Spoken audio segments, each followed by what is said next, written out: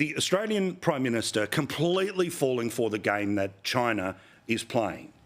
Now, of course, the reality is that, as was very clear from the past couple of years, China is in a position to make a lot of people in this country richer and potentially to do political favours for the political parties that it likes, or more importantly, no favours to the ones it doesn't, and their ability to shift around elections.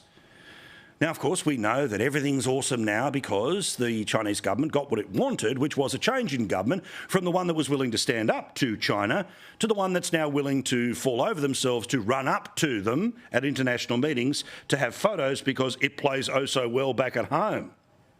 And yes, when they remove their tariffs, it does mean that many more exports may well end up going to China, and many people back here get a lot richer as a result. The Australian economy, of course, is vastly benefited from the extreme amount of Chinese students which get sent to our universities, not because they're smart enough to be here, but because, of course, being full fee-paying students, well, they add to the overall profitability of our university sector. Now, of course, the reality is that when China doesn't like you, we know what happens. Well, they make things more expensive, or they don't let you sell those things there. They stop the students being able to fly to Australia, and then the university sector and all the people who went to university, who work in the media, blow up on the behalf of the university sector. Then, of course, they switch off the WeChat account of the Prime Minister who stands up to China. You know this history when it comes to the former Prime Minister and WeChat, where many hundreds of thousands of Australian Chinese with family members back in Beijing, they use this as a way of communicating with people at home. Politicians use it here. Scott Morrison did. But miraculously, his account just broke. It didn't happen to work anymore. And then miraculously, at the last election, more than 1 million votes in Chinese-dominated seats, which had constantly voted Liberal, magically turned around and started voting Labor. Nothing really changed in terms of their lifestyle, just apart from perhaps some of the messages which maybe they were getting or not getting on things like WeChat. Now, here's the thing. We know that everything's hunky-dory now between our Prime Minister and their President. And a lot has been said of recent days about what is and isn't being discussed at these meetings. And I'm willing to bet, a little more certain than I am that he calls the plane Toto 1, but I will stand by this one. There was no discussion about Uyghurs, the Muslim minority population of China that are held in detention camps because they continue to believe in a God that isn't the CCP. I would also believe that there was no conversation whatsoever about China using the people in those forced labour camps to make solar panels, some of which end up in Australia because we need 22,000 of them a day. I bet that not a single thing was said about cybercrime because, take your pick, do you reckon it came up in conversation that Australia is pretty certain that China were the ones who stole data from an Australian defence contractor? Australia also concluded that China was behind a hack on Parliament House and political parties. You reckon that came up in chat? Do you think there's any chance that ASIO blueprints to their headquarters, which had been hacked by China, came up in conversation at all?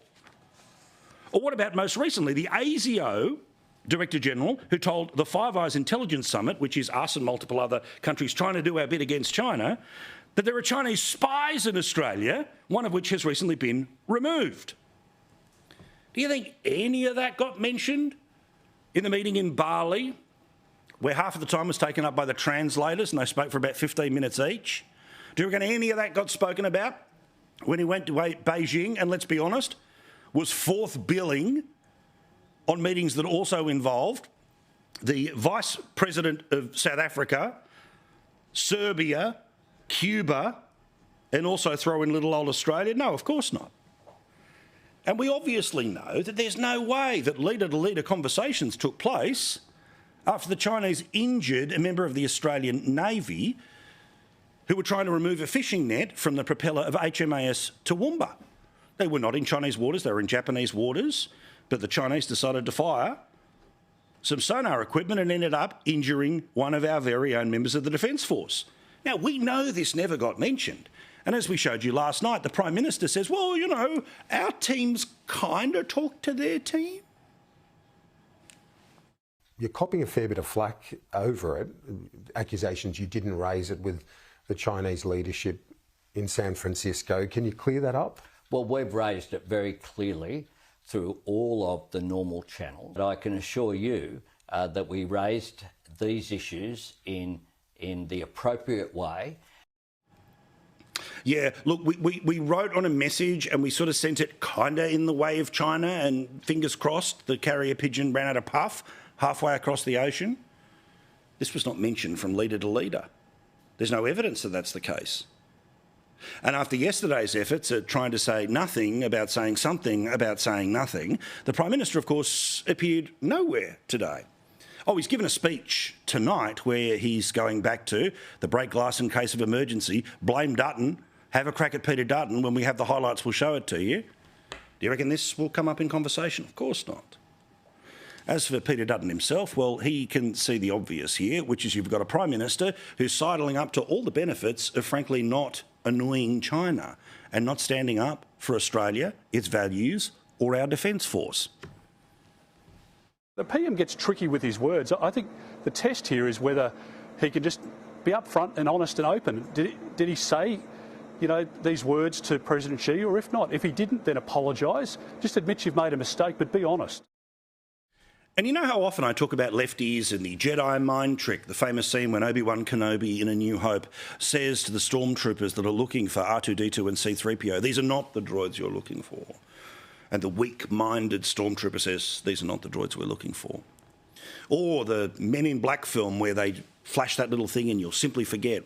Lefties love using this trick, and they do it to no great effect here in Australia. But in China, here's their version of it, where apparently, despite the fact that there is an injured member of the Australian Navy, despite the fact that I will well and truly trust what we are being told about why the divers were underneath HMAS Toowoomba, and that China have done what they have done before, which is to fire lasers into the eyes of pilots or drop junk in the front of planes, do everything you can short of actually shooting a bullet to, frankly, intimidate, because that's what they do.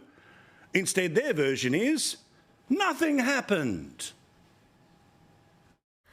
I hope the relevant parties will stop causing trouble at China's doorstep and work with China to jointly maintain the momentum of improvement and development of China-Australia relations.